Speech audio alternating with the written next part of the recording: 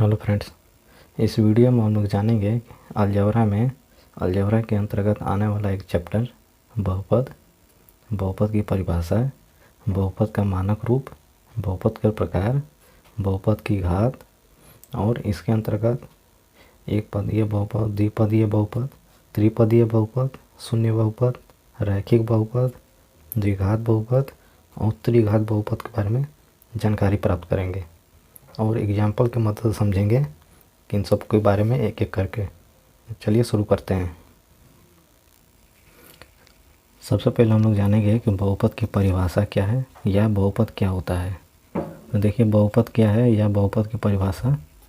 देखिए यहाँ पे एक लिखा गया है a plus a1x plus a2x² plus a3x³ plus dash dash करते हुए प्लस an x⁴n। अब देखिए एक ये बहुपद लिखा गया है कि रूप में रहने वाले व्यंजक को बहुपद कहते हैं। अब देखिए a और a1 a2 a3 और ये डैश डैश an ये क्या है, अचर वास्तविक संख्याएं हैं और n एक पूर्ण संख्या है। देखिए इसकी और दूसरी परिभाषा क्या है, चर एवं अचर पदों के समूह को बहुपद कहा जाता है। चर और अचर पद, देखिए यहाँ पे जो है ये 5 जो है एग्जाम्पल में 5 4 4 ये सब क्या है, अचर पद है। और चर पद क्या है, ये x5 x y³ x² ये सब चर पद है। आगे हम वीडियो में बताएंगे कि x और ये चर और अचर पद क्या होते हैं, इनके बारे में आगे हम बताएंगे। और देखिए इसकी परिभाषा है, धनात्मक और ऋणात्मक चिन्हों में शामिल कई पदों के व्यंजकों को बहुपद कहा जाता है। देखिए यहाँ पे ये धनात्मक, ये भी धनात्मक, तो इसी में कहीं कहीं ऋणात्मक हो जाता है। तो इन सभी को चिन्हों में शामिल कई पदों के व्यंजक को बहुपद कहा जाता है। इनको जोड़ दिया जाता है कई चिन्हों की मदद से, तो ये बहुपद कहलाता है।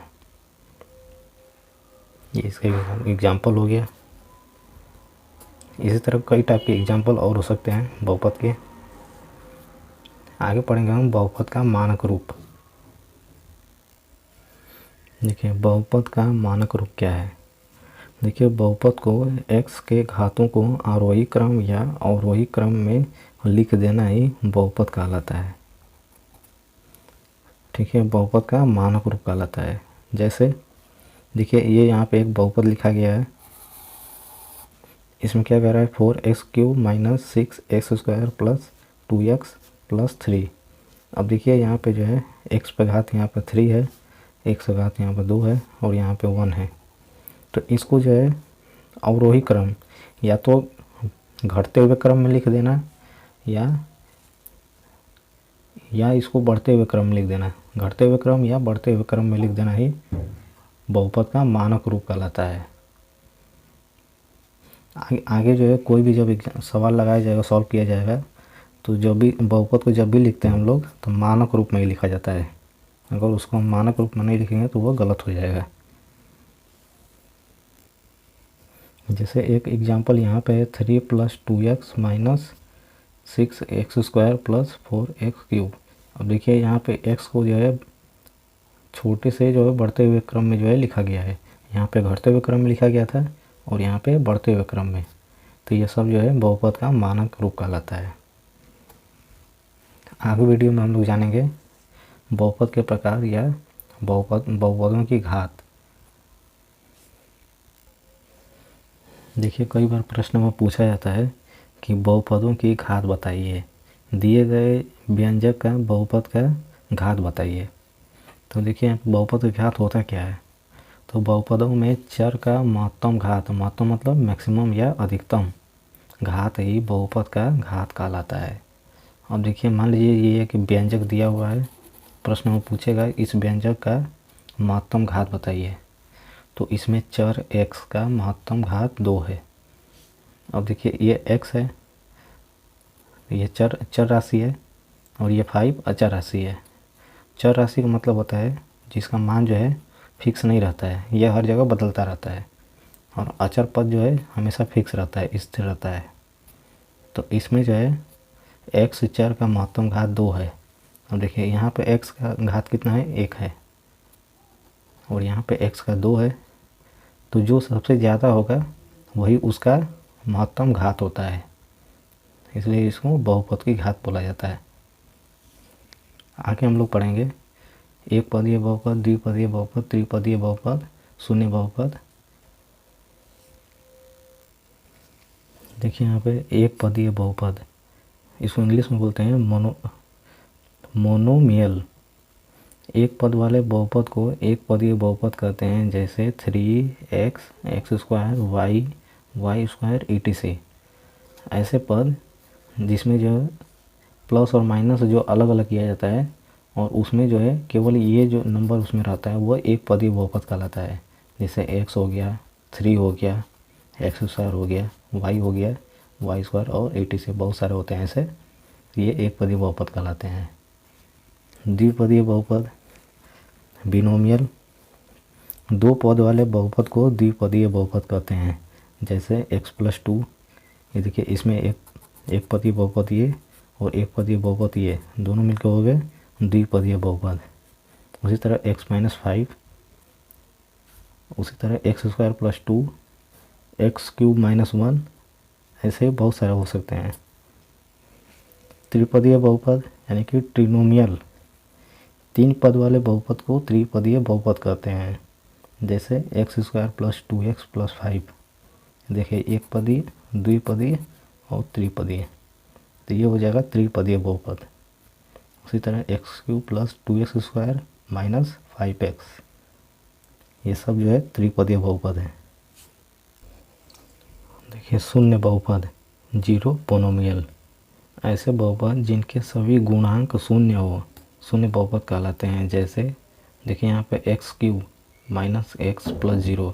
अब देखिए यहाँ पे x³ के आगे जो है कुछ नहीं है, इसका मतलब कि यहाँ पे जो है कोई भी नंबर नहीं है, तो ये 0 हो गया, तो जो है ये शून्य बहुपद हो गया। यहाँ भी s के आगे कुछ भी नहीं है, ये हो जाएगा शून्य बहुपद। यहाँ भी कुछ नहीं है तो ये 0 है, तो ऐसे व्यंजक को जो है शून्य बहुपद कहते हैं। देखिए रैखिक बहुपद, लीनियर पॉलिनोमियल। एक घात वाली बहुपद को रैखिक बहुपद कहते हैं। एक घात वाली बहुपद का मतलब क्या होगा, जिसमें जो है x y जो चर होते हैं उन पर एक ही घात होगा, यानी कि 1 होगा।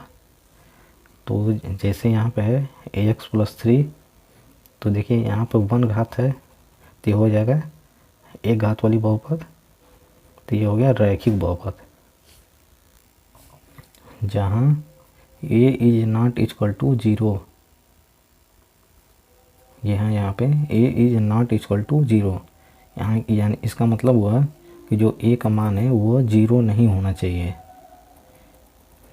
ठीक है, तभी जो है एक घात वाली बहुपद होगा, यानी कि रैखिक बहुपद होगा। देखिए आगे है यहाँ पे द्विघात बहुपद। देखिए क्वाड्रेटिक पॉलिनोमियल। 2 घात वाली बहुपदों को द्विघात बहुपद कहते हैं, जैसे ax² + bx + 3, जहाँ a ≠ 0। अब यहाँ भी a का मान 0 नहीं होना चाहिए, अगर 0 हो जाएगा तो ये द्विघात बहुपद नहीं कहलाएगा। यहाँ पे कोई इसका जो है वैल्यू होना चाहिए, जैसे कि 1 2 3 4 कुछ भी हो सकता है, 0 नहीं होना चाहिए। तो देखिए यहाँ पे x का जो है 2 घात है, यहाँ पे 1 है और यहाँ पे 2, तो ये हो जाएगा द्विघात। 2 घात है तो ये हो जाएगा द्विघात, तो ये हो जाएगा द्विघात बहुपद।